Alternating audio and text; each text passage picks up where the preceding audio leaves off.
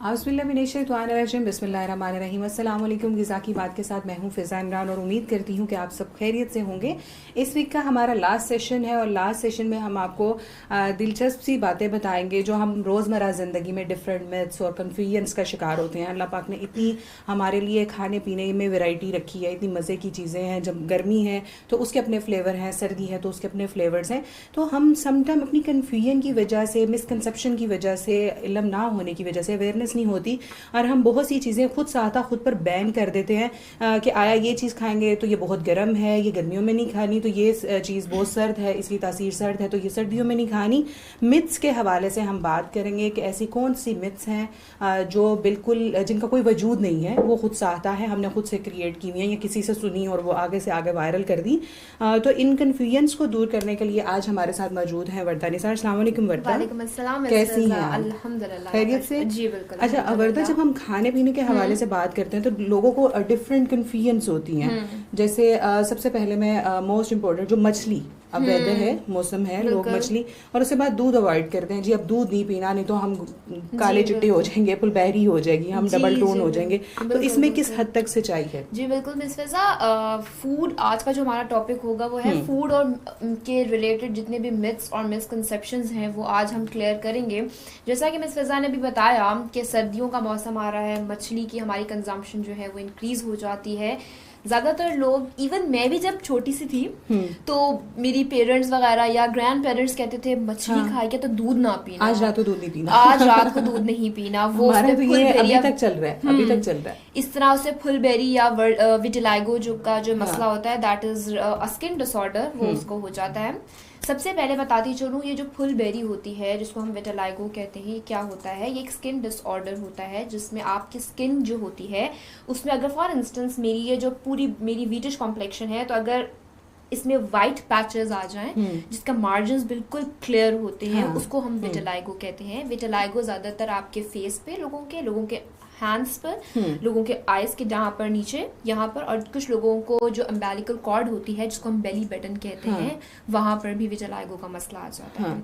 Vitiligo जो होता है जिसको हम फुलबेरी कहते हैं, वो कभी भी मछली खाने के बाद जो हम दूध पी लेते हैं वैसा नहीं होता। ये जो होती है ये एक ऑटो इम्यून डिसऑर्डर होता है।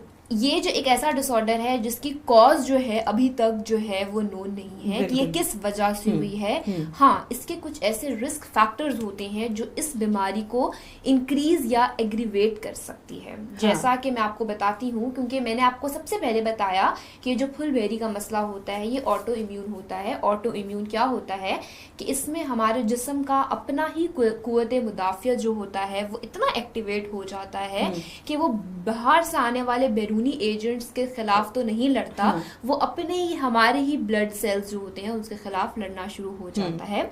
इस वजह से हमारे जो स्किन के सेल्स होते हैं वो कम होके वो स्किन वहां से हल्की सी डिस्कलर या डिस्पैच होना, उसका कलर जो है खराब होना शुरू हो जाता है। इसके रिस्क फैक्टर्स की अगर मैं बात करूं तो जितने भी और ऑटो इम्यून डिसऑर्डर्स होते हैं, जैसा कि कुछ लोगों को हाइपरथायरॉयडिज्म का, थायराइड का इशू होता है जिसमें आपके T3 T4 जो है वो इंक्रीज होता है, इसको हम हाइपर कहते हैं। इसी तरह कुछ लोगों को एलोपेशिया का मसला होता है। एलोपेशिया एक ऐसा बीमारी होती है जिसमें आपकी सर से कोई एक जो पैच है, स्कैल्प का जो एक पैच है वो खत्म हो जाता है, तो आपको इधर से गंज बनाना शुरू हो जाता है। ये एक ऑटो इम्यून डिसऑर्डर है। इस वजह से भी ज्यादातर लोगों को जिसको बाल झड़ या बाल तोड़ कुछ बाल झड़, इसको एलोपेशिया, ये भी एक ऑटो, और ये फैलता जाता है, आस्ते-आस्ते वो सारे बाल खाली हो जाते हैं, ये भी एक ऑटो इम्यून है। तो इसका मतलब ये नहीं है कि बाल झड़ या जैसा लोगों को कहते हैं कि ये किसी से फैलता है, तो ऐसा नहीं होता। इसी तरह जो आपका रिमेटॉइड आर्थराइटिस है ये भी एक ऑटो इम्यून डिसऑर्डर्स है। तो कहने का मतलब ये है कि जितनी भी ऑटो इम्यून डिसऑर्डर्स की जो बीमारियां होती हैं उन लोगों को विटिलाइगो होने का खदशा ज्यादा होता है। हाँ, तो ये दूध के बाद जो मछली के बाद दूध पीने से नहीं कोई होता, आपस में लिंक नहीं है इसका। अगर मैं विटिलाइगो की बात करूं तो ज्यादातर लोगों को जो इशू होता है, क्या चीज ट्रीटमेंट होती है, आप अपने डर्मेटोलॉजिस्ट के पास जाएं, वो आपको कॉर्टिकोस्टेरॉइड्स के आपको प्रॉपर ट्रीटमेंट करवाता है। दूसरा आपका फोटोथेरापी होती है, यानी कि लाइट जो होती है वो एक पर्टिकुलर एक उसकी रेंज होती है, उसमें आपका डर्मेटोलॉजिस्ट जब आपको एक उस पर्टिकुलर रीजन पे फेंकेगा तो वो जो व्हाइट सा पैची है वो थोड़ा डार्क हो जाता है, तो वो उससे कवर हो जाता है। ये इस तरह का मसला होता है। ठीक है। अच्छा वर्दा, ये तो मछली की बात हो गई। हमारे यहाँ पर जो मोस्ट इम्पोर्टेंट, जो बड़ी कॉमन मिथ्स हैं, मैं पहले उन पे बात करना चाहूंगी। हमारे नॉर्मली तरबूज और खीरा और अमरूद खाने के बाद माएँ कहती हैं अब इसको कम से कम 1 घंटा पानी नहीं पीना, हैजा हो जाएगा। हैजा हो जाता है। इसमें है कोई सच्चाई? हैजा, सबसे पहले तो बताती चलूं कि हैजा क्या होता है। जितनी भी खाने खुराक के जरिए जो आपकी बीमारियां होते हैं, आलूदा खुराक खाने से जो आपको बीमारियां होती हैं उनको हम फूड बॉर्न डिजीज कहते हैं। और हैजा भी एक इन्फेक्शियस डिजीज है जो आलूदा खाने से फैलती है। अब जो हैजा है, जिसको हम इंग्लिश में कॉलरा कहते हैं, उसका एजेंट कौन है? उसका एजेंट जो है, उसको जो कॉज कर रहा है वो विब्रियो कॉलरा कॉज कर रहा है। ये एक ऐसा बैक्टीरिया है जो कि पानी, जिसकी ग्रोथ के लिए हमें पानी की जरूरत होती है या आपको शुगर कंटेंट की जरूरत होती है, मतलब उसमें फ्लर ज्यादा करता है। ज्यादातर फल हमारे ऐसे होते हैं जिसमें आपका पानी का कंटेंट कुदरत ने ऑटोमेटिकली ज्यादा दिया होता है, जिससे हम खीरा कह सकते हैं, जिसमें हम वाटर तरबूज कह सकते हैं। उसमें एक तरबूज में जो है वो 96% पानी होता है, बाकी जो होता है वो फ्रुक्टोज होती है।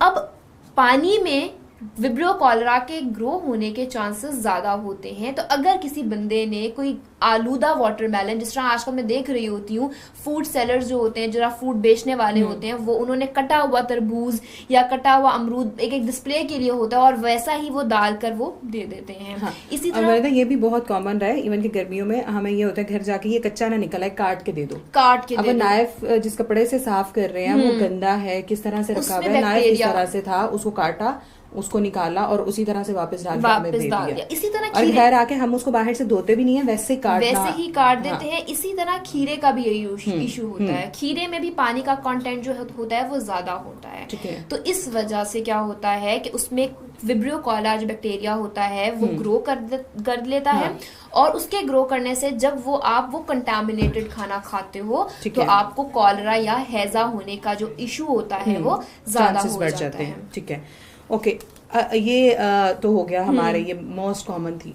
बहुत सी लड़कियां डाइट कॉन्शियस हैं, लड़कियां क्या खवातीन, इवन के मर्द भी अब तो डाइट कॉन्शियस है। हम मोटे ना हो जाएं, बैली ना निकल जाए, हम रोटी अवॉइड कर रही है, रोटी छोड़ दें। लेकिन रोटी के बगैर गुजारा नहीं है, आपकी एनर्जी बिल्कुल लो हो जाएगी। जब तक आप कुछ खाएंगे नहीं, फ्यूल नहीं होगा तो किस तरह से मशीन चलेगी।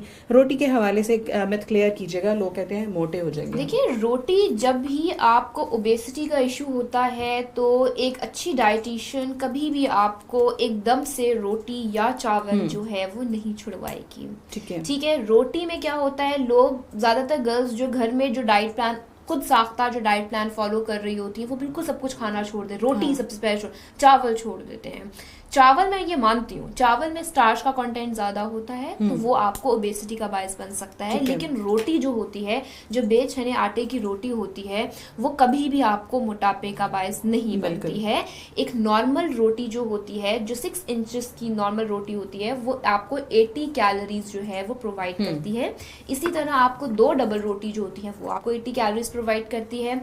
अगर आप रोटी लेते हैं, एक नॉर्मल रोटी जो हम कंज्यूम कर रहे हैं, उसमें ना सिर्फ विटामिन B1 थायमीन की अमाउंट ज़्यादा होती है, उसमें फाइबर ज़्यादा होते हैं, उसमें B2 राइबोफ्लेविन ज़्यादा होता है, उसमें नाइसिन ज़्यादा होता है। तो ये जितने भी विटामिन मैंने आपको जिक्र किया है और फाइबर जिक्र किया है, ये आपकी बॉडी से कोलेस्ट्रॉल लेवल को कम करते हैं।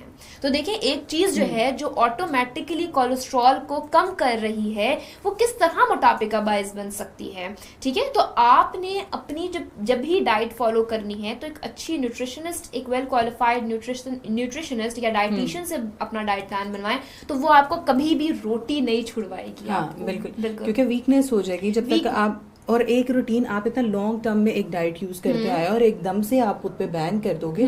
रोटी तो वैसे ही सोर्स ऑफ एनर्जी, हमारे यहाँ पर अगर देखा जाए गुर्बत का जो लेवल है, लोगों को एक ही चीज तो प्रोवाइड है और वो है रोटी। और वो बच्चियां अब जो स्कूल गोइंग है या कॉलेज गोइंग है, वो उसी को सबसे पहले कट कर देती हैं और फिर ये होता है जी आज ये कॉलेज में बेहोश हुई हुई थी और आज ये यहाँ पे बेहोश हुई हुई थी। तो आपको उसकी जैसे वर्दा ने बताया 6 इंचेस में आपको बताती चलो CD साइज। आपको एक नॉर्मल जो है वो रोटी अपनी रूटीन में जरूर रखें, क्योंकि रोटी खाने से ना आप मोटे होंगे ना आप पतले होंगे, वो आपकी एनर्जी है, वो आपका फ्यूल है। इसी तरह मिस फिजा, अभी आपने जब मोटापे का जिक्र किया तो एक और बहुत गलत कंसेप्ट जो मिथ और मिसकंसेप्शन है कि कोई डाइट प्लान फॉलो नहीं करना, कोई आपने फिजिकल एक्टिविटी अपनी इंक्रीज नहीं करनी, ग्रीन टी पीते जाना कि मैं ग्रीन टी पीऊंगी तो मैं पतली हो जाऊंगी, 5-6 कप डेलते जाए।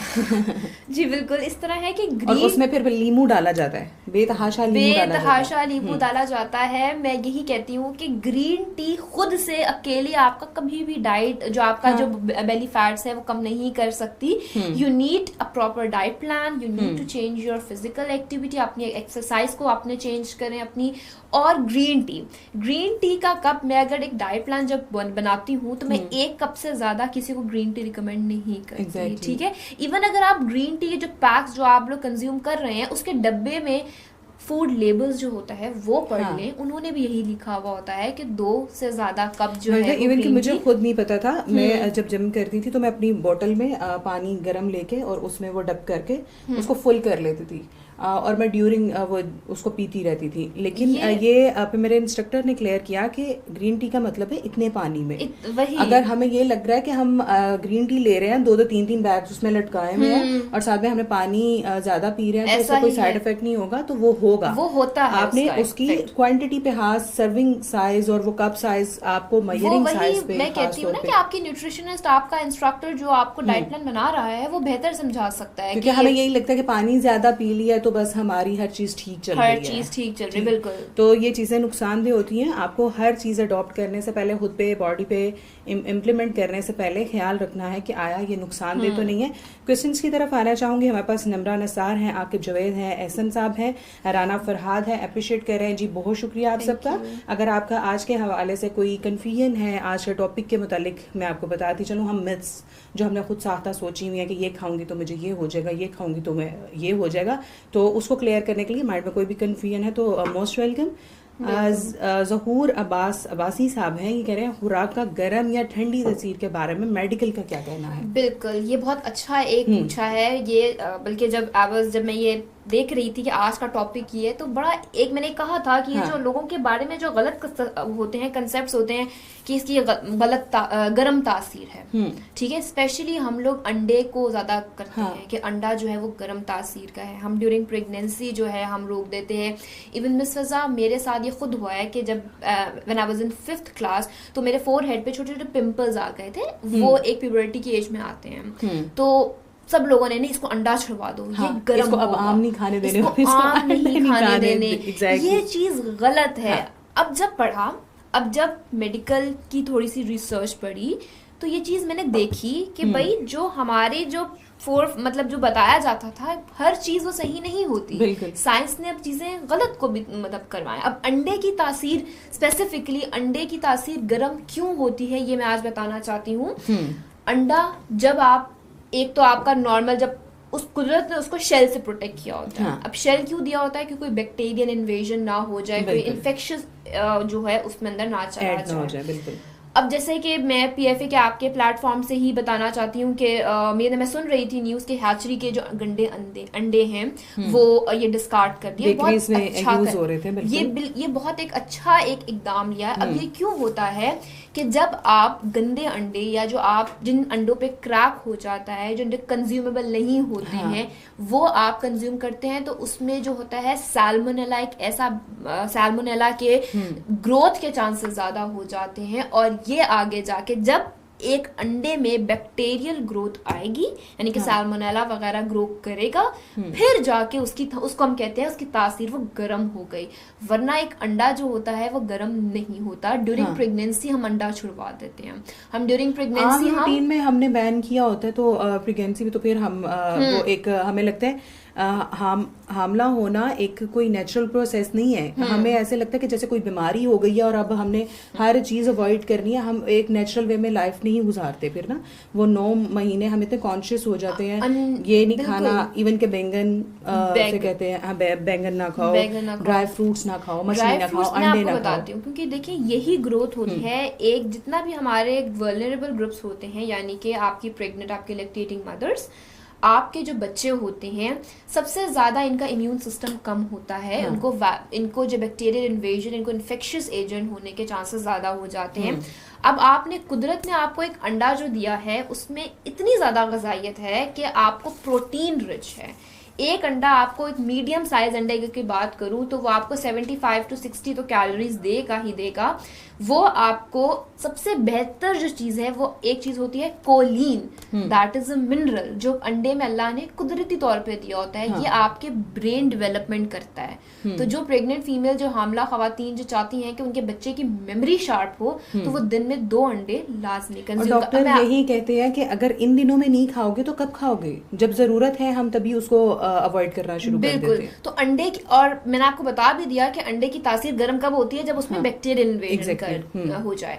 अब दूसरा ये है, इसमें कोलिन पाया जाता है अंडे में। दूसरा, अंडे में आपके एक एंटीऑक्सीडेंट्स होते हैं, जियाजेंथीन एंड ल्यूटीन। वो आपकी आंखों की बीमारियों से बचाते हैं। जिन मदर्स को ड्यूरिंग प्रेगनेंसी जो होता है वो डायबिटीज हो जाती है, जेस्टेशनल डायबिटीज का मसला आ जाता है, उनके बच्चों में ज्यादा चांसेस होते हैं कि उनकी नजर जो है वो बाय बर्थ खराब होती है। तो ऐसी फीमेल्स को अंडे की कंजम्पशन ज्यादा करनी चाहिए। अब मैं आपको बता भी देती हूँ कि जिन बच्चों के इम्यून सिस्टम या जिन प्रेग्नेंट फीमेल्स होती हैं उनको अंडा किस फॉर्म में लेना चाहिए ताकि कोई बैक्टीरिया वगैरह ना चला जाए। कभी भी हाफ बॉयल अंडा मत लें। ज्यादातर मैं देख रही होती हूँ दूध में, गर्म दूध में कच्चा अंडा जो है वो डालकर देते हैं कि ताकत आएगी। नॉर्मल रूटीन ये कभी भी ऐसा मत करें।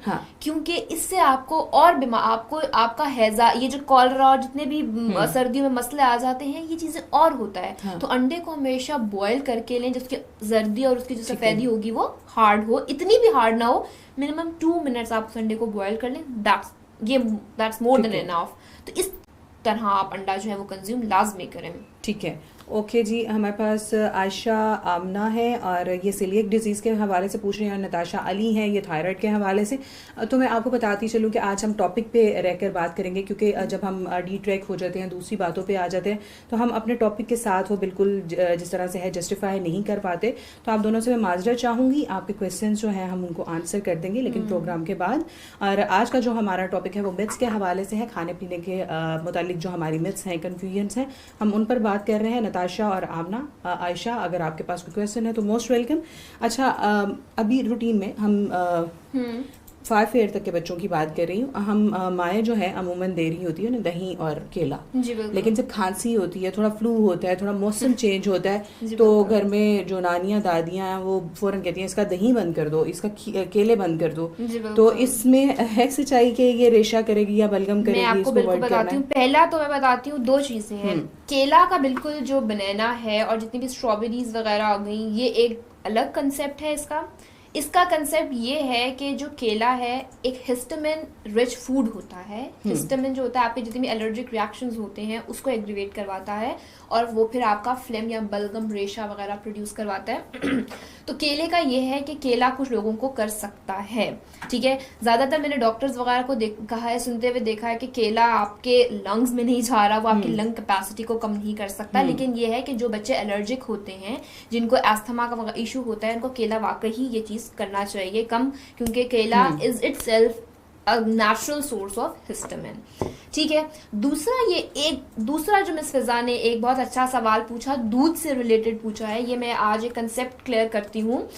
देखिए, दूध एक नॉर्मल एक बच्चा है ना, वो उस दूध वो कंज्यूम करेगा, इसका मतलब ये नहीं है कि उसको बलगम, उसको रेशा, उसको फ्लेम या स्प्यूटम या उसका गला खराब होना शुरू हो जाएगा। दूध कभी भी खुद नहीं करता, ठीक है।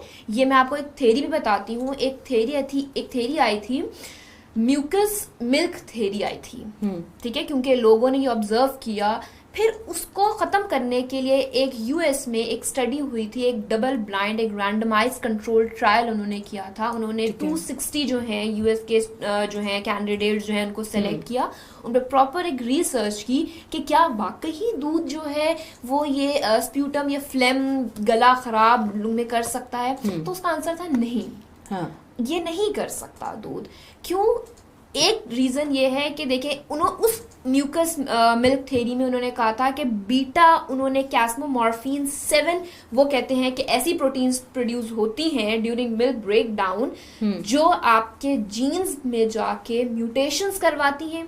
वो म्यूटेशंस जो होते हैं वे म्यूकस प्रोडक्शन को ज़्यादा करते हैं। नॉर्मल केस में मिस फिजा बताती चलूँ कि म्यूकस जो होता है वो हमारे लिए खुद प्रोटेक्टिव होता है। 3 हमारी ऐसी साइट्स होती हैं बॉडी की जो आपके म्यूकस नॉर्मली प्रोड्यूस कर रहा होता है, including your nose and sinuses, जहाँ से आपका म्यूकस प्रोड्यूस होता है। उसमें एंटीबैक्टीरियल होते हैं, उसमें एंजाइम्स होते हैं जो कि आपकी बॉडी को प्रोटेक्ट करते हैं। लेकिन कुछ लोगों को बलगम ज़्यादा, रेशा, क्योंकि जब याद रखिएगा, जब आपके फ्लेम, आपके स्पूटम का कलर येलो होना शुरू हो जाए या ग्रीनिश होना शुरू हो जाए तो दैट इंडिकेट्स कि बैक्टीरिया है, आपको एंटीबायोटिक का कोर्स प्रॉपर करना पड़ेगा। ठीक है। दूध में ये होता है कि लोग, एक चीज होती है नोसीबो इफेक्ट। नोसीबो या प्लेसीबो इफेक्ट क्या होता है? लोगों को लगता है कि ये मैं चीज कंज्यूम करूंगा तो शायद मुझे ऐसा हो जाएगा, वो एक नेगेटिव इफेक्ट होता है दूध में। वरना ये साइकोलॉजिकली हो ये होता ही यही है ना कि आपने खुद से वहम पाल लिया, ये वहम पाल लिया होता है। नसीबो इफेक्ट जो होता है वो होता ही यही है कि आपको नेगेटिव इफेक्ट आपको आता है कि शायद मैं ये खा लूंगा तो मुझे ये गलत। समटाइम कुछ लोगों को एक बार कोई चीज रिएक्ट कर गई तो फिर भी वो उसको अवॉइड करना शुरू कर देते हैं कि मुझे एक बार मुझे मसर चावल खा के अगर मैं रात में दूध पी लूं तो मुझे लगता है कि मेरा पेट खराब हो जाता है। बिल्कुल ऐसा, तो मैं उसको अवॉइड करती हूँ और मैं अपने बेटे को भी फिर अवॉइड करवाती हूँ। हाँ, वो गलत बात है। अब देखिए, जिस तरह आपने दूध का ये जिक्र किया, ज्यादातर जो एस्थमा के पेशेंट्स होते हैं जिनको आपको सिस्टिक फिब्रोसिस का मसला होता है, वो बेचारे एक तो होते भी कॉर्टिकोस्टेरॉइड्स ऐसी मेडिसिन पे हैं जो कैल्शियम लेवल हड्डियों से लीच आउट करवाता है, उनको तो और हड्डियां कमजोर हो सकती हैं। दूसरा ये होता है कि जो दूध होता है वो एक इमल्शन होता है, हमेशा याद रखिएगा, वो एक इमल्शन जो होता है वो फैट एंड वाटर का इमल्शन होता है। और हमारा जो थूक होता है, जिसको हम स्लाइवा कहते हैं, उसमें म्यूसिन होता है। तो जब दूध में मौजूद जो प्रोटीन्स हैं जब म्यूसिन से मिलेंगी तो वो एक केमिकल रिएक्शन होता है, इसको हम फ्लॉक्यूलेशन कहते हैं। क्लाउडी मटेरियल, ऐसा लगता है मुंह में कोई क्लाउडी मटेरियल आ गया। तो उनको वो, उन पेशेंट्स को लगता है कि जैसे हमें बलगम या रेशा वगैरह और प्रोड्यूस हो रहा है, लेकिन वो ऐसी कोई चीज नहीं होती। हाँ, मैं ये जरूर क्लियर कर दूं कि जिन बच्चों को ये इशू हो, गला खराब होता है या जिनको उनको स्प्यूटम फ्लेम का इशू होता है, वो दूध ना कंज्यूम करें, क्योंकि दूध में मौजूद कैल्शियम और फैट्स जो होती हैं वो म्यूकस को थिक जरूर कर सकते हैं, लेकिन रेशे को थिक करेंगी तो कंस्ट्रक्शन, जिस जकड़ाव जो होता है, वो खांसी जब आती है, खड़खड़ाहट की आवाज और उसको एग्रीवेट कर सकता है। लेकिन ये बिल्कुल गलत कंसेप्ट है कि सर्दियां आ रही हैं, दूध बंद करवा दो, एस्थमा का इशू है, दमा का इशू है, लंग कैंसर है, दूध ना दो तो वो खत्म कर दो, तो वो ये बिल्कुल गलत गुजारा नहीं है ना। एक कैल्शियम का आपके पास सबसे बेहतरीन सोर्स है, वही आप स्टॉप कर दोगे तो फिर तो milk has nothing to do with the lung capacity. वो दूध ना आपकी लंग्स की जो आपकी ब्रोंक्यूल्स, एल्वेलाई जो थैलियां हैं, जो नालियां हैं, उनमें जाके कोई कंस्ट्रिक्शन कॉज नहीं करनी है। तो ये गलत कंसेप्ट है। ठीक है जी। मोहम्मद रजा गुराया साहब है, इन्होंने भी कहा है जी गला बहुत ज़्यादा ख़राब हो तो ऐसी सूरत हाल में हम केला या दूध इस्तेमाल कर सकते हैं। तो वर्दा इसी पे कंप्लीट बात कर रही थी, लेकिन मैंने आपका कमेंट पढ़ा है, आपने इससे मुतालिक पूछा था, तो अभी उसी की डिटेल वर्दा ने बताई है। उसके अलावा हमना रज़ाक वासिफ है हमारे साथ, ये फिश और मिल्क का कम्बिनेशन पूछ रही हैं। जी बिल्कुल, हमने स्टार्ट ही इसी से लिया था। अगर आपने अभी हमें ज्वाइन किया है तो अगर आप स्टार्टिंग से प्रोग्राम देखेंगे तो आपको आइडिया हो जाएगा। हमना को इतना बता दूं कि हमना के जो विटिलाइगो का मसला होता है, ये बिल्कुल भी, क्योंकि हमना मैंने स्टार्टिंग में पूरा मैकेनिज्म जो है वो मैंने समझा दिया था, लेकिन आपको शॉर्ट टर्म में बताऊं कि मछली खाने के बाद दूध पीने से कोई स्किन डिसऑर्डर नहीं होता है। जो स्किन डिसऑर्डर होता है वो एक सिर्फ सिरे से वो एक ऑटो इम्यून डिजीज है। तो this is a very wrong concept and misconception. हाँ, ओके जी।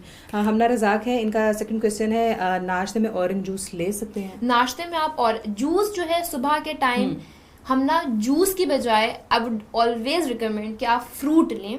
नाश्ते में फ्रूट लें ताकि वो आपका एकदम से जब आप सुबह उठते हैं तो आपको ठंडी चीजें मत खाएं, क्योंकि आपका एयर पैसेजेस वो ब्लॉक हो सकती है। तो जूस की बजाय वो आप उसको फ्रूट कंज्यूम करें, या सुबह के टाइम जो है अगर आपने चाय पीनी भी है नाश्ते के बाद तो वो भी 10 मिनट बाद कंज्यूम करें। लेकिन इनका शॉर्ट जो क्वेश्चन था कि जूस कंज्यूम, तो आप फ्रूट कंज्यूम कर सकते हैं। ठीक है। शम्सा है हमारे साथ, ये पूछ रही है बच्चों को खाली पेट दूध देना चाहिए? ये मैंने बहुत खवातीन से सुने जी, दूध दिया था वॉमिट कर दी, बच्चा डाइजेस्ट नहीं कर पा रहा। खाली पेट कुछ बच्चों को देखिए मिस फिजा एक ऐसा इशू होता है, कुछ बच्चों को दूध में मौजूद जो चीनी होती है लैक्टोज वो सूट नहीं करती। एक तो होता है कि बिल्कुल इनटॉलरेंस हो जाता है, वो एक अलग हमारा एक मर्ज होता है तो हम लैक्टोज इंटॉलरेंस कहते हैं। कुछ बच्चों को होता है दूध जब खाली पेट दिया तो उनको गैस का इशू काफी होता है, गैस्ट्रिक इशू जो होता है वो होता है, फ्लैचुलेंस का इशू काफी ज्यादा हो जाता है। उसमें ये होता है कि हर एक इंसानी जिस्म है ना, मैं भी नॉर्मल हूँ, आप भी नॉर्मल हैं, हमारे लार्ज इंटेस्टाइन में कुछ ऐसे अल्लाह ताला ने कुदरती तौर पर बैक्टीरिया दिए होते हैं जिन्होंने फर्मेंटेशन करके कार्बन डाइऑक्साइड प्रोड्यूस करनी होती है। Carbon dioxide in the form of blotting, यानी कि जब हम मुंह से डिकार लेते हैं वो भी हो सकती है, और वो फ्लैचुलेंस भी हो सकती है। This is a normal mechanism. जिन बच्चों में बैक्टीरिया कम होते हैं तो बैक्टीरिया जो होता है वो फर्मेंट ज्यादा करता है और उनका पेट पेट में गुड़ हो रही है या पेट खराब हो रहा है, बच्चे करते हैं, उनमें केसेस में होता है। तो इन बच्चों में अगर जिनको वाकई निहार मुंह दूध से नहीं सूट करता तो उनको मत दें, क्योंकि ये नॉर्मल प्रोसेस है। पहले कुछ खिला दें, कुछ नाश्ता करवा दें, नाश्ते के बाद दूध पिलाते हैं। और हर बच्चे का डिफरेंट है सिस्टम। आप ये नहीं कर सकते कि अगर आपका बड़ा बेटा या बड़ी बेटी कंज्यूम कर रही थी तो बाकी सब भी करेंगे, क्योंकि हर बच्चे की अपना सिस्टम होता है, वो उसको सूट कर रहा है या नहीं कर रहा। और जिन बच्चों को सूट नहीं दूध करता उनको मैं हमेशा कहती हूँ कि आप प्रोबायोटिक्स जो हैं वो ज्यादा दें। ऐसे बच्चों को, अगर आपके बच्चों को दूध नहीं सूट कर रहा तो उसको दही सबसे पहले दें, क्योंकि दही में मौजूद जो बैक्टीरिया, गुड बैक्टीरियाज होते हैं, एक तो उनके जो गुड बैक्टीरिया की अमाउंट प्रोबायोटिक्स की इंक्रीज भी करवाएगा।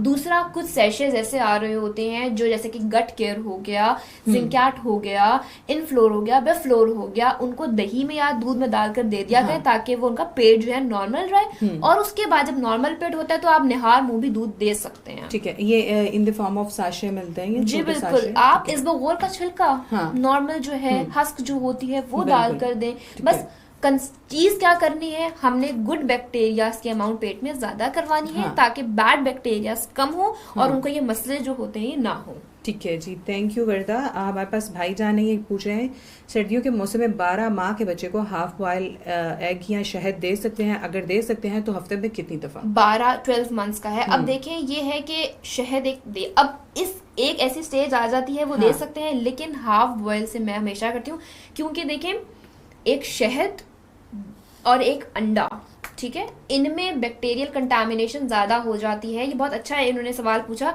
क्योंकि हमारा ये कंसेप्ट था कि जब बच्चा पैदा हो तो उसको शहद चटाओ। साइंस ने उसको मना किया, लेकिन मना भी इस वजह से किया क्योंकि बोचुलिनम जो बैक्टीरिया होता है वो शहद में ज्यादा इंक्रीज करता है। ठीक है, बैक्टीरिया को हमेशा ग्रो करने के लिए शुगरी मीठा चीजें चाहिए होती हैं।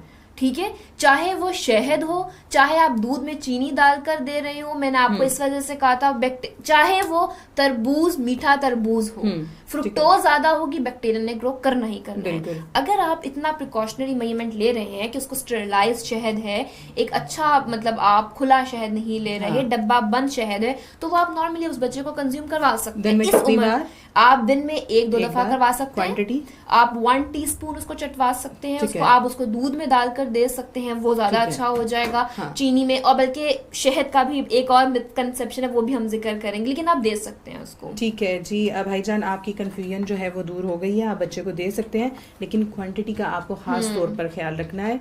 और उसके बाद हमारे पास अब्दुल हादी यही कह रही है जी, इनका बच्चा 4 साल 5 माह का है, उसको एस्दमा है, उसको इनहेलर भी देते हैं, उसका वेट गेन हो रहा है, इसके लिए कुछ रिकमेंड करें किस तरह से?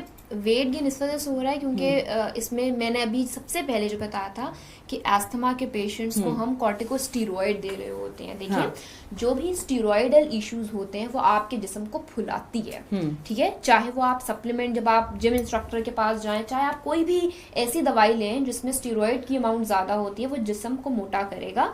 तो आप सबसे पहले जो है उसका वजन कम करने के लिए आप हमारी न्यूट्रिशन क्लिनिक जो है, सबसे पहले मैं कहूंगी कि वहां पर जो मौजूद न्यूट्रिशनिस्ट होंगे उनको लाजमी बताएं कि मेरे बेटे को एस्थमा का इशू है, उसको हम ये वाली दवाई दे रहे हैं, उसका डाइट प्लान बताएं ताकि हमें पता हो, क्योंकि स्टेरॉइड्स एक ऐसी दवाई होती हैं जो न्यूट्रिएंट के साथ हमेशा इंटरैक्ट करती हैं। हमारी न्यूट्रिशनिस्ट जो होंगी आपको ड्रग न्यूट्रिएंट इंटरैक्शन को देखकर आपको डाइट प्लान देंगी, आपको बताएंगी आपके बेटे का प्रॉपर वजन वहां पर किया जाएगा, उसकी बॉडी फैट्स को कंट्रोल किया जाएगा, देखा जाएगा। तो आप जरूर मतलब इनको लाएं ताकि डिटेल में इनका ये कहना है, उन्होंने दोबारा से कमेंट किया, कह रही है वेट गेन नहीं हो रहा, वेट गेन नहीं हो रहा, अंडर ग्रोथ होगा वो। अच्छा अंडर ग्रोथ। अब देखें एस्थमा का जब लेते हो ना स्टेरॉइड्स, अब स्टेरॉइड्स का एक इफेक्ट क्या होता है कि वो हड्डियों से कैल्शियम लूज करता है, जितने भी न्यूट्रिएंट्स होते हैं उसको भी लीच आउट करके निकालता है। कहीं फायदा है तो नुकसान भी कुछ ना कुछ हो रहा होगा। तो सबसे बेहतर यह है कि उसका वेट गेन करवाने के लिए एक तो उसको दूध। अब इस केस में मैं कहती हूँ, जब अगर आपको एस्थमा है, इनको तो पूछें कि अगर बलगम या रेशा वगैरह तो नहीं उसको ज्यादा सर्दियों में प्रोड्यूस हो रहा था, वो किसी चीज से एलर्जिक तो नहीं है, तो इस केस सबसे पहले इनसे ये पूछ ले, फिर उसमें हम उसके बाद उनका रिप्लाई करते हैं। ठीक है जी। अब्दुल हादी, अगर आप सुन रहे हैं, 16 kg इन्होंने बताया, 4.5 साल के बच्चे का वेट है। अगर इनको कोई एलर्जी नहीं है, आप इनका कंप्लीट जो भी है डिटेल वो भिजवाएं, हमें मैसेज करें ताकि वर्दा आपको कंप्लीट बता सकें इनको कि कितना किस तरह से इनको एलर्जी है, खाने में कौन सी चीजें अवॉइड कर रहे हैं। एस्थमा की भी प्रॉपर एक डाइट होती है, ठीक है, एस्थमा की डाइट होती है। अब देखिए इनका बच्चे का ये है, हमने उस बच्चे को एंटीऑक्सीडेंट्स भी देने हैं क्योंकि एस्थमा का इश्यू है, हमने ऑक्सीडेटिव स्ट्रेस कम करवानी है, सांस खींचने में मसला होता होगा, बच्चा इनहेलर यूज कर रहा है।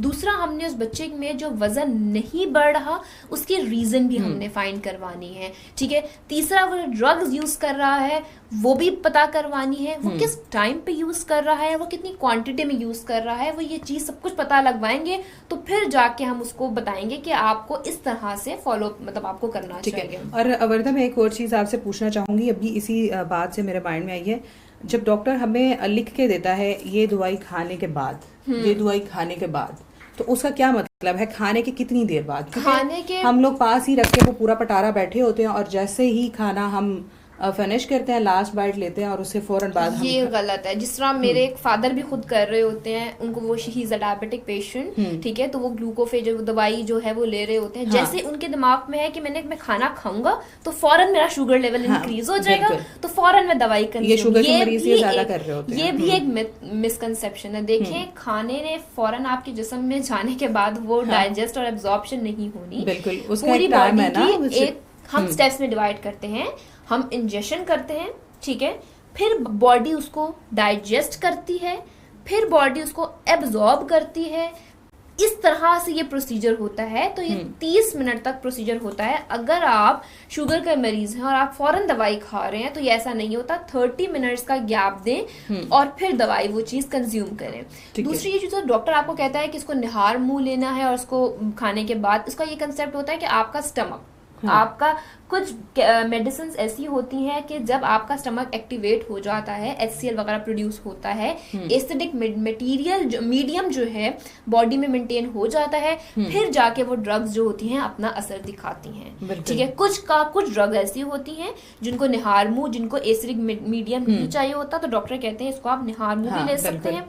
तो ये मतलब कंसेप्ट होता है। ठीक है जी। असद साहिर अली साहब हैं, ये कहते हैं खाने के बाद स्टमक में तेजाबियत हो जाती है, चेस्ट पर इनको जलन फील होती है, इसका इलाज बताएं। इसका एक तो मिस फिजा एक ये बताएंगे इसका इलाज, और एक दूसरा इलाज ये है, दूसरा एक इससे ही रिलेटेड एक मिथ है कि अगर मुझे तेजाबियत है, अगर मुझे पेट में अगर कोई गैस्ट्रिक प्रॉब्लम ज्यादा बन रही है तो मैं 7 अप कंज्यूम कर लूँ। हाँ, कार्बोनेटेड ठीक है, कोलास। कार्बोनेटेड कोलास जो होते हैं ये भी एक हाँ। मिथ कंसेप्शन है। हम लोग खाना खा रहे होते हैं, साथ साथ हम कोल्ड ड्रिंक या कोई भी फिजी ड्रिंक्स जो होते हैं, कार्बोनेटेड ड्रिंक्स पी रहे होते हैं। सबसे पहले इनका जो तेजाबियत का है वो पहले वो करवा लें। सबसे पहले तो आप अपना टेस्ट करवाएं, एच पाइलोरी का अपना टेस्ट करवाएं, एंडोस्कोपी वगैरह करवाएं, क्या इशू है। खाना खाने के दौरान जो है दही का कंजम्पशन इंक्रीज करें। दही में आप जो है वो आप क्यूमिन जो है जीरा उसको पीस कर डाल सकते हैं। ठंडी चीज जैसे कि पुदीना जो है वो चीज ले सकते हैं। ये चीजें करें और अपना टेस्ट लाजमी करवाएं। रात को क्योंकि दूध लाजमी पिए, क्योंकि जो हमारी जो दूध होता है वो इंटेरिक कोटिंग, दही और दूध जो है वो कोटिंग भी करता है, स्टमक की एसिडिटी को रिलीव करवाता है। ये चीजें लाजमी करें। और अपना टेस्ट जो है मैंने आपको जैसे बता दिया, इनको एंडोस्कोपी का या एच पाइलोरी का टेस्ट लाजमी करवाएं। ठीक है। दूसरा जो हमने कहा था कि ये एक मिथ कंसेप्शन है, खाना खाने के साथ साथ लोग सिप अप कर रहे होते हैं कार्बोनेटेड ड्रिंक के मुझे डाइजेशन मेरी हो जाएगी या मुझे गैस्ट्रिक प्रॉब्लम इस तरह से नहीं होगी। तो देखें, कार्बोनेटेड ड्रिंक्स में मौजूद जो आपकी स्वीटनर्स होते हैं वो और कार्बोनेटेड ड्रिंक्स में मौजूद जो कार्बन डाइऑक्साइड होती है वो खुद जो है जब कार्बन डाइऑक्साइड इंक्रीज करेंगे हम बॉडी में हो गया। आपने नोट किया होगा जब भी हम कार्बोनेटेड ड्रिंक पीते हैं तो हमें डिकार आती है, हमें हम कहते हैं अब खाना हजम हो गया। ये भी बहुत बड़ा गलत मैंने बहुत सारा लोगों को देखा है। इस वजह जब तक वो खाना खाने के बाद सिप अप से मतलब कोई भी कार्बोनेटेड ड्रिंक नहीं पियेंगे जब तक वो डिकार या ब्लॉटिंग इस तरह नहीं उनको आएगी, वो नहीं, उनको लगता है जो गैस भरी हुई थी वो निकल रही है वो निकल रही है और अब हम हल्का फुल्का फील कर रहे हैं। बिल्कुल, ये बहुत बड़ा मिसकंसेप्ट है। अब देखें अच्छा, इसके अलावा अगर आप कोई हमें हेल्दी तरीका बताते हैं, हम कौन सी ऐसी चीज लें जो लोगों को भारीपन एकदम से फील होता है खाना खाने के बाद? बिल्कुल, वो तो हम क्या यूज कर सकते हैं? सबसे पहले जो है वो आप कहवा, ठीक है, आप कहवा ले सकते हैं। नॉर्मल आप दालचीनी का कहवा भी ले सकते हैं। आप पानी गर्म करें, उसमें आप 2-3 इलायची और सिनेमन डाल के वो वैसे ही पी लें, वो आपकी डाइजेशन करवाएगी।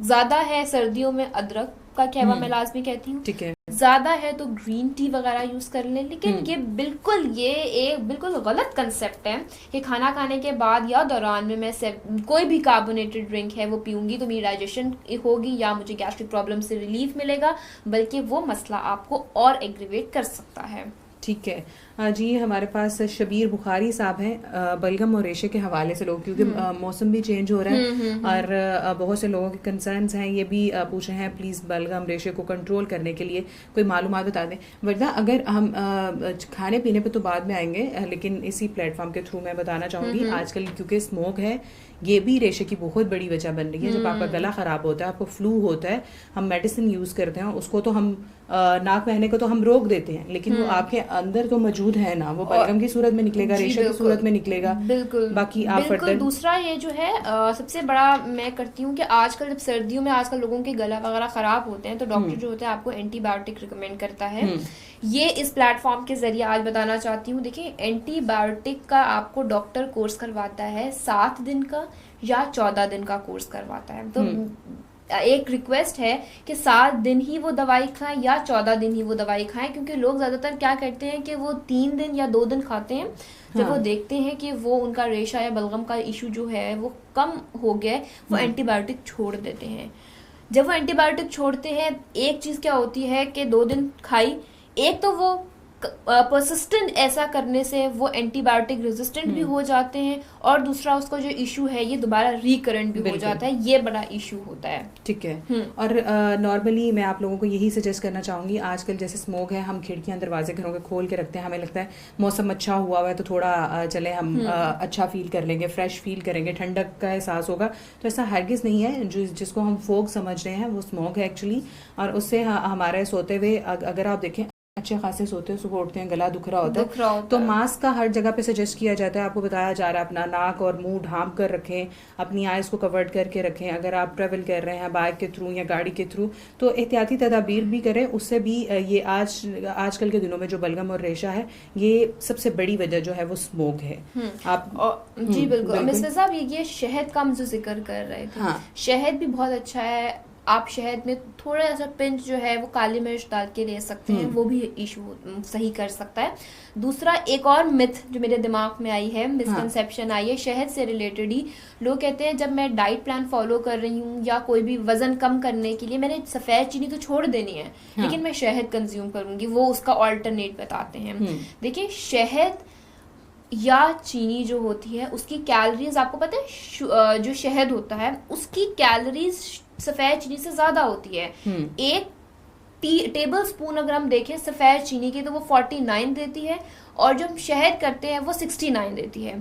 मतलब शहद की जो कैलोरीज डबल है। तो हम जो वेट रिड्यूस कर रहे होते हैं और हम कहते हैं कि हम शहद उसकी जरा ले, लेकिन शहद का जो है कंसेप्ट अभी आपका कल ही प्रोग्राम में देख रही थी, डायबिटीज पर था। काफी अच्छा उन्होंने इन्फॉर्मेटिव प्रोग्राम दिया था और उन्होंने ये बताया था कि ग्लाइसेमिक इंडेक्स का कंसेप्ट आता है। ठीक है। तो मिस आयशा ने जब ग्लाइसेमिक इंडेक्स का बताया था तो ये कंसेप्ट है कि जिनको शुगर का मरीज होते हैं उनको इस बात से ध्यान रखना चाहिए, क्योंकि शहद का ग्लाइसेमिक इंडेक्स कम होता है। ग्लाइसेमिक इंडेक्स एक ऐसी वैल्यू होती है कि आपकी कार्बोहाइड्रेट बॉडी में जाकर कितनी शुगर इंक्रीज करवाती है, वो ग्लाइसेमिक इंडेक्स होता है। नॉर्मल केसेस में उन्होंने कल बताया था कि 55 से कम होता है। तो शहद का ग्लाइसेमिक इंडेक्स इन शॉर्ट कम होता है, वो शुगर के मरीजों को इफेक्टिव होता है। जो लड़कियां या जो लोग जो वजन कम करने के लिए चीनी को छोड़कर शहद की तरफ जा रहे होते हैं, तो ये भी बहुत बड़ी मिसकंसेप्शन है हमारे इधर। ठीक है वर्दा, जो सबसे खास बात मैं पूछना चाहूंगी, अक्सर लोगों को मैंने चाय जब सर्व की जाती है ये कहते हैं मैं चाय नहीं पीती या मैं चाय नहीं पीऊंगा, मैं काला हो जाऊंगा या मैं काली हो जाऊंगी। तो चाय या कॉफी पीने में हमारे कॉम्प्लेक्शन का किस हद तक रोल है कि हम गोरे चिट्टे होंगे या काले होंगे? नहीं मिस फिजा, ये बहुत अच्छा आपने पॉइंट रेस किया, क्योंकि मैंने बहुत से लोगों को ये कहते सुना है, इवन के घर में नानियां दादियां कह रही होती हैं बच्चे को चाय ना दो ये काला हो जाएगा। बच्चों को तो वैसे भी नहीं देनी चाहिए, लेकिन बड़ों को भी मैंने कहते मेरा तो काफी बचपन से ही व्हिटिश कॉम्प्लेक्शन है, तो मुझे काफी लोग कहते रहते हैं कि चाय ज्यादा, इसको चाय ज्यादा ना पिलाओ, उसका कॉम्प्लेक्शन ऐसा हो जाएगा, लेकिन ऐसा बिल्कुल भी नहीं है। चाय पीने से कोई आपका कॉम्प्लेक्शन कम नहीं होता। क्या होता क्या है, अब क्यों देखा गया था कि जो चाय में मौजूद, अगर आप एक कप चाय लेते हो तो उसमें मौजूद जो कैफीन होती है वो माइल्ड डाययूरेटिक का काम करता है। यानी कि डाययूरेटिक ऐसी है जो आपकी किडनीज को कहता है कि वाटर और सोडियम ज्यादा निकालो, फ्लश आउट ज्यादा करो। जब आप चाय पीते हैं तो आपकी बॉडी डिहाइड्रेट होने के, अब देखा होगा हम रात को चाय पीते हैं तो हमें फ्रीक्वेंट यूरिनेशन आ रहा होता है। नॉर्मल जब हम चाय पीते हैं तो हमें यूरिनेशन प्रोसेस जो है वो ज्यादा आता है। ठीक है, तो चाय पीने से जब आपकी बॉडी डिहाइड्रेट होती है तो आपकी स्किन जो होती है वो थोड़ी सूखना शुरू हो जाती है, ड्राइनेस आ जाती है। तो उस वजह से हम लोग कहते हैं कि मतलब शायद कॉम्प्लेक्शन जो है वो खराब हो गया। वो कॉम्प्लेक्शन खराब नहीं करती। आप अपना पानी का इंटेक बिल्कुल नॉर्मल रखें। बल्कि चाय में कहना चाहती हूँ, अगर आप एक बॉटल यानी कि 2 कप दिन में चाय पीते हैं तो आपको कैटेकिन्स जो होते हैं वो आप Black tea is a very good source of catechin, is a very good source of flavonoids. Catechins ने क्या करना होता है, flavonoids ने क्या करना होता है, ये it's good for health, heart health. ये आपके दिल के जो जितने भी मरीज हैं उनको, इनके लिए ये चीज फायदेमंद होती है। लेकिन सिर्फ 2 कप चाय, not more than that, because उसमें जो कैफीन, और वो 2 कप भी बता दें कौन सा वाला कप, 230 ml, एक क्योंकि हम वो मग को कंसीडर करते हैं। बिल्कुल आपने सही कहा। 1 कप हमेशा याद रखिएगा 230 या 240 ml का होता है। जब आप 2 कप कंज्यूम कर रहे होते हो तो आप अप्रोक्सीमेटली 500 जो है अपनी कैफीन की इंटेक कर रहे होते हो। ये एक नॉर्मल RDS, क्योंकि जब आप रिकमेंडेड डाइटरी इंटेक या अलाउंस की बात कर रहे होते हो तो कैफीन की नॉर्मल अमाउंट जो होती है वो 500 तक से ज्यादा नहीं बढ़नी चाहिए। तो दिन में 2 कप चाय पीना इज अ नॉर्मल थिंग, आप पी सकते हैं। बल्कि वो मैं आपको बताया है कि जहां पर उसका नुकसान है वहां पर उसका फायदा भी है। वो कैटेकिन्स, वो फ्लेवोनॉइड रिच होती है। तो आपके ये दिल, आपके ब्लड प्रेशर के जो मरीज होते हैं उनके लिए ये ब्लैक टी जो होती है ये फायदेमंद होती है। बल्कि दूसरा भी चाय से रिलेटेड मिस फिजा है कि ज्यादातर लोग जो स्ट्रॉन्ग चाय नहीं पीते और जो दूध वाली चाय पीते हैं, हाँ, उनका भी एक, उनको आप देखा है जो लोग ज्यादा दूध पत्ती चाय पीते हैं उनको भी गला वगैरह खराब रहता है। तो अगर आप चाहते हैं कि अगर आपका गला सही रहे तो आप उसको उसमें जो पत्ती की जो मिकदार है वो थोड़ी ज्यादा कर दें, ठीक है, वो उससे आपका गला निकाल के बनाए ना। असल चाय तो वही है ना जो आप पानी और दूध मिक्स कर रहे हैं, दूध पत्ती नोट ऑफ क्योंकि ये तो चाय का आपको कोई चाय लवर ही अच्छे से बता सकता है कि एक्चुअली चाय है। मैं वही पढ़ रही थी कि पाकिस्तान में पिछले बार जो हमारी जो चाय की सिर्फ इंपोर्ट हुई है वो 3126 जो है वो 10 मिलियन मेट्रिक टन जो है वो हमारे 7th लार्जेस्ट हमारा मुल्क है जो दुनिया में जो चाय की जो इंपोर्ट है वो सबसे ज्यादा करवाता है। ठीक है। हमारे पास इकरा है, ये कह रही हैं जी, ये सलाम कह रही हैं, वालेकुम अस्सलाम। ये कह रही हैं जी बहुत परेशान है, इन्हें फ्लू रहता है, ये प्रेग्नेंट भी है, एंटीबायोटिक्स भी इस्तेमाल कर रही हैं, लेकिन उसके बावजूद कभी कभी ऐसा होता है कि इनको बिल्कुल सांस भी नहीं आ रहा होता, डस्ट एलर्जी है। सबसे पहले अगर ये एंटीबायोटिक्स यूज कर रही हैं तो काइंडली अपने डॉक्टर से पूछ कर सजेस्ट करके एंटीबायोटिक यूज करें। और जो प्रेगनेंसी में अगर आप ओरल भी, इवन अगर आपको कोई टॉपिकल कोई भी वो देना, आप वो भी डॉक्टर से करें, क्योंकि अगर आपको स्किन वाली कोई भी इस तरह से यूज कर रही है वो स्किन में जाके आपकी एब्जॉर्प्शन, क्योंकि ड्यूरिंग प्रेगनेंसी चाहे वो प्लेसेंटल एब्जॉर्प्शन हो चाहे वो स्किन की एब्जॉर्प्शन हो, वो इंक्रीज हो जाती है।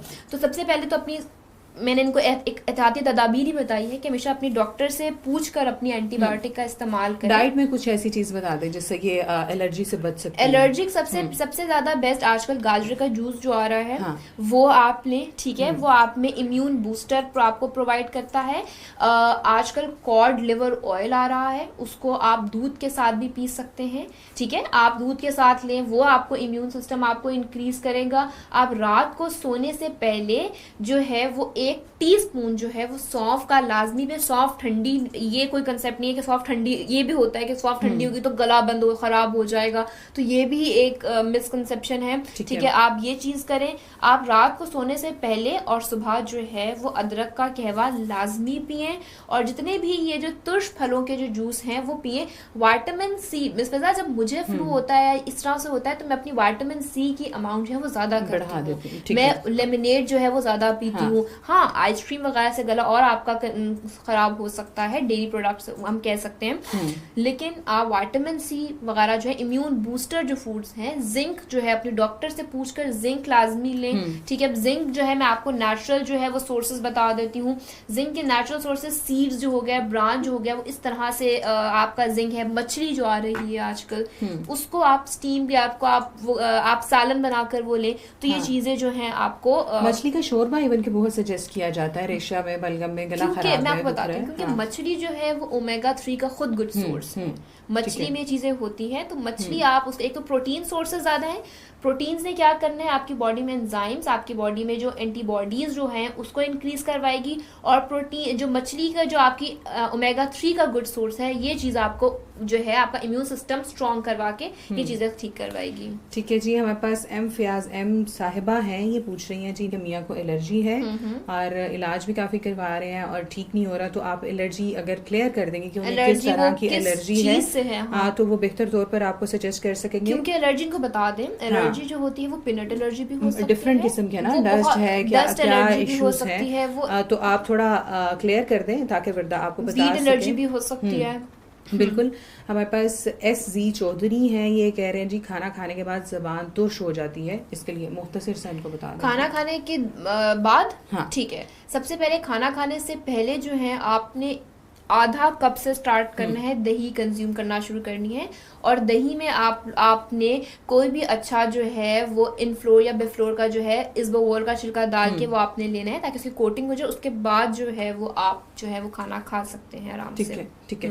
थैंक यू सो मच वर्दा, बहुत शुक्रिया आपका। आज आपने बहुत सी मिथ्स और बहुत सी कंफ्यूजन्स क्लियर की हैं, और होप्स हो के जिन लोगों ने प्रोग्राम देखा है वो अपने मजीद जानने वालों को, क्योंकि हम उसी चीज पे चल रहे होते हैं कि नानी ने ये कहा था तो अम्मी ने ये कहा था तो मेरी सास ने ये कहा था, तो खुदारा अब थोड़ा सा खुद भी एक क्लिक पे आपके सारे इन्फॉर्मेशन पड़ी हुई है, आप खुद थोड़ा रिसर्च किया करें। आप अल्लाह पाक ने इतनी सलाहियत दी है कि हम अच्छी बुरी चीजों में फर्क कर सकें। कभी कभार खुद जो हम रिसर्च करते हैं ये भी चीज बड़ा गलत है कि हमें कुछ ना कुछ ऑथेंटिक प्लेटफॉर्म, मैंने कल भी ये कहा था कि हमारे पास जितने मीडियम्स आ गए हैं ना, हम रॉन्ग चीजें भी अडॉप्ट कर लेते हैं। डॉक्टर आपको कुछ चीज डायग्नोस करते हैं, न्यूट्रिशनिस्ट कुछ आपको करते हैं, फौरन हम गूगल खोलते हैं और उसको देखते हैं, अच्छा ये चीज ऐसे भी हो सकती है, ये हाँ। चीज वो आप खुद जब एक प्रोफेशन एक उस चीज के लिए बना दिया है, एक डॉक्टर आपको कभी भी गलत दवाई या गलत डायग्नोसिस नहीं कर सकता। एक वेल प्रोफेशनल डॉक्टर है, एक वेल प्रोफेशनल दवाई जो आपके लिए फायदेमंद होगी वो मेरे लिए नुकसान होगी। एग्जैक्टली। तो इसलिए आपने खुद साथ रिसर्चेस पे भी रिलाई नहीं करना। ऑथेंटिक प्लेटफॉर्म, जब वो डॉक्टर है, आपकी न्यूट्रिशनिस्ट है, कोई भी वैलिड पर्सन आपको बता रहा है, कोई वैलिड प्लेटफॉर्म के थ्रू आप तक इन्फॉर्मेशन आ रही है, तो फिर उस पर रिलाई करें। इस प्लेटफॉर्म के थ्रू हम आपकी यही मिथ्स को क्लियर कर रहे होते हैं। Thank you so much Shweta. और जिन लोगों के क्वेश्चंस रह गए हैं उनको आंसर कर दिया जाएगा। अगले हफ्ते तक के लिए अपना ढेर सारा ख्याल रखिएगा। अल्लाह हाफिज। अल्लाह हाफिज।